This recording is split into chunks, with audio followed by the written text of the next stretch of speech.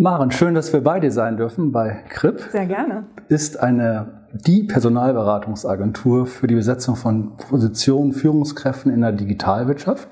Ihr macht das jetzt seit über 20 Jahren. Und, schon länger als es Google gibt. Schon länger als es Google gibt. Großartig. Und jetzt musst du uns einmal verraten, wie schafft man es? Gute Chief Innovation Officers und gute Chief Digital Officers sind ja so die typischen Positionen zu besetzen. Wie kriegt man da gute Leute? Das ganz Wichtige ist vorher erstmal sich zu überlegen, was sind eigentlich gute? Ja, das hört sich ganz banal an, aber für jedes Unternehmen einzeln, was sind eigentlich die guten CDOs, Chief Digital Officer? Brauche ich genau das eigentlich? Und wenn ja, in welcher Form, an welcher Höhe meines Unternehmens? Denke ich zu klein, denke ich falsch, weiß ich eigentlich, wo ich hin will? Das ist das Allerwichtigste, wo viele viel zu schnell vorpreschen und sich gar nicht klar machen, was ist für mich eigentlich das Richtige. Und wenn ein Chief Digital Officer für ein anderes Unternehmen oder für viele andere Unternehmen das Richtige ist, so wie es ist, dann muss ich für mich trotzdem definieren, wie ist er für mich richtig. Und das ist das ganz, ganz Wichtige, was leider häufig nicht gemacht wird. Und da sehe ich auch die Aufgabe des Personalberaters, zu beraten und nochmal einen Schritt zurückzugehen und zu sagen, was ist es eigentlich, was du brauchst. Und dann willst du aber natürlich eher wissen, wie finden wir sie dann eigentlich, weil es gibt natürlich nie genug davon, die schon die richtige Erfahrung haben. Das ist eine Mischung aus ständig dranbleiben. Wir sind, wie du sagst, seit über 2 Jahrzehnten dabei. Ständig dranbleiben, verfolgen, was sind die Themen, was beschäftigt die Unternehmen. Und nur wenn du Unternehmensgeschäftsmodelle auch verstehst, dann kannst du auch einschätzen, was machen die Kandidaten da eigentlich. Und deswegen müssen wir immer auch gucken, welche Unternehmen verändern sich wie und haben welche Geschäftsmodelle und was haben die für Leute an Bord und was machen die Leute dann, was haben sie geschafft, was gut ist. Und das muss man alles die ganze Zeit beobachten, plus wirklich Handwerk, ja, ganz systematisch Handwerk, Recherche, Identifikation von guten Leuten, was passt für welches Unternehmen, welche Erfahrung konnten sie wo machen. Und natürlich haben wir ein Riesennetzwerk, wenn wir seit so langer Zeit da drin sind. Aber es ist immer wieder auch wirklich Fleißarbeit, nicht zu denken, wir kennen sie ja alle, sondern immer weiter die Branche zu beobachten. Und es ist ja nicht nur eine Branche, es ist ja alles. Immer wieder wirklich zu beobachten, was verändert sich und wo sind sie. Also nicht one size fits all. Dann gib uns doch nochmal auch eine Idee, eine Spur davon, was es so für Kriterien sind. Wann ist jemand oder wonach guckt ihr, was da passend sein kann? Also wir gucken natürlich erstmal, wie ist die Situation und das Geschäftsmodell des Unternehmens. Wie ist auch ganz, ganz wichtig die Führung aufgestellt. Ja? Also wir suchen Führungskräfte.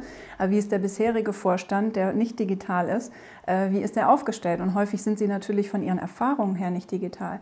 Aber was sie unbedingt sein müssen vom Mindset her, von der Haltung, müssen sie bereit sein zu transformieren und das ernst meinen. Und nur dann kriegen sie auch die richtigen und die guten Kandidaten, die das weitertreiben. Und deswegen ist das ganz, ganz wichtig, in den Unternehmen zu gucken, ist die Führungsriege wirklich, wirklich dabei, völlig überzeugt mit einer Haltung, die nichts anderes zulässt. Nur dann kriegt man wirklich die besten Kandidaten da auch hin. Hat Corona für dich nochmal was verändert für die Unternehmen, für die Positionen und wenn ja, was? Definitiv. Corona ist der größte Beschleuniger, den wir uns vorstellen konnten. Ja, alles, was vorher besprochen wurde, gesagt wurde und mühsam von Chief Digital Officern oder Chief Transformation Officern versucht wurde, ins Unternehmen zu bringen, hat Corona nochmal extrem beschleunigt. Jetzt muss man nur gucken, was bedeutet das für mich, was kann ich daraus lernen und wie kann ich als Gewinner hervorgehen, weil uns wird allen immer mehr bewusst, wie lange das da alles dauern wird und wie viel sich langfristig verändern wird. Das heißt, jetzt müssen wir gucken, wie mache ich was draus für mein Unternehmen und es ist nicht die Situation, in der alle so viel Geld zur Verfügung haben und den größten Optimismus haben.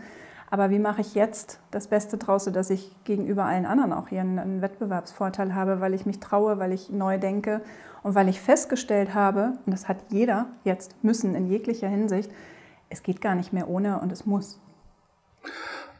Es muss auch technologisch orientiert sein. Und was sind deines Erachtens oder was ist die deines Erachtens relevanteste technologische Innovation, auf die sich Unternehmen vorbereiten sollten? Ich würde es mal zweiteilen, und zwar einerseits wirklich technologische Innovation im Sinne dessen, was mache ich aus meinen Produkten und wie mache ich mein Geschäft. Und da kommen wir nicht um künstliche Intelligenz drum herum. Ja, das ist das Riesenthema. Und was das alles bedeutet, können wir alle überhaupt nicht fassen. Das kann vielleicht Elon Musk schon am meisten von uns allen fassen. Aber das ist noch eine Riesenbox, aus der immer wieder was gezaubert wird. Was ich aber genauso wichtig finde, ist, die technischen Innovationen, die wir schon haben und das Miteinander, was jetzt auch durch Corona nochmal anders geworden ist, wie gehen die Menschen damit um und wie gewöhnt man sich daran, anders damit umzugehen? Ja? Wie kommuniziert man miteinander? Was ist sichtbar? Wo muss man aufpassen, dass man nicht zu viel preisgibt? Wie kann man miteinander umgehen? Wie kann man auch miteinander sein, wenn man zum Beispiel virtuell mit Abstand ist oder sowas? Und da ist es, glaube ich, auch noch das große Thema für Unternehmen. Wie kann ich meine Mitarbeiter überhaupt mitkriegen mit diesen ganzen technischen Innovationen? Die sind viel, viel schneller, als wir uns verändern können als Menschen. Und das ist eine ganz große Aufgabe fürs nächste Jahrzehnt, meiner Meinung nach. Jetzt sitzen wir hier in Hamburg und wollen uns auch ein bisschen über Hamburg unterhalten. Und wir wollten gerne einmal von dir, weil du so einen schönen übergeordneten Blick über verschiedenste Städte, aber auch Länder hast. Was sind deines Erachtens die Punkte, mit denen Hamburg besonders erfolgreich ist? Und die sollten wir stärken, aber hast du auch noch Ideen, wo wir weiterkommen müssten? Ich glaube, erfolgreich sind wir deswegen, weil wir aus der Vergangenheit heraus wirklich diese Kaufleute sind, die, wenn sie miteinander reden, auch meinen, was sie sagen und die verbindlich sind und sich aufeinander verlassen können. Und ich finde, die Menschen in Hamburg sind loyaler als in vielen anderen Städten. Ja, sie sind ihren Unternehmen gegenüber loyaler und das ist ein schönes Fund, mit dem man arbeiten kann. Es ist eine wunderschöne Stadt, sie hat Anbindung, da sind aber auch schon wieder Chancen, sie müsste gerade nicht im Moment, aber internationaler noch offener werden, weil Hamburg spielt im Arbeitsmarkt international keine Rolle. Ja, Deutschland ist gleich Berlin. Da spielt sie keine Rolle. Aber das ist eine Chance, weil wir eigentlich als Hamburg mit allem, was wir aus der Vergangenheit haben, ja sehr offen und sehr weltoffen sind und schon immer eigentlich waren. Das muss aber noch einen riesen Schub bekommen, finde ich. Und ich glaube, wir können ruhig mal ein bisschen mehr Risiko eingehen, ein bisschen schneller denken, ein bisschen dynamischer werden. Und das versuchen wir jetzt mit einer Frage an dich. Du wärst jetzt Königin oder Fee von Hamburg morgen. Für einen Tag, was würdest du ändern, wenn du einen Wunsch frei hättest? Wenn ich mich auf einen einzigen konzentrieren müsste, dann wäre das ganz klar das Thema Bildung. Ja, Bildung so, dass wir Erwachsene herausbringen, wenn sie die Schule durchgemacht haben und eine Uni oder eine Ausbildung, die fähig sind, selbst zu denken, die sehr unternehmerisch denken, die sehr flexibel und agil denken und die eine sehr moderne Ausbildung genossen haben.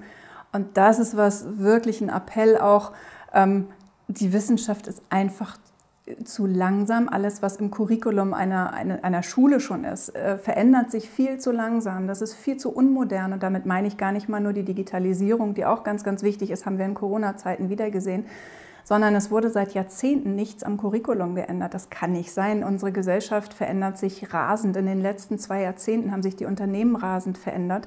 Da muss sich die Bildung verändern, weil genau das unsere Zukunft ist. Und das muss in den Unis sein, aber es muss schon viel früher anfangen in der Schule. Da müssen die Kinder schon viel besser darauf hingeführt werden. Und das muss wirklich überall durchdringen.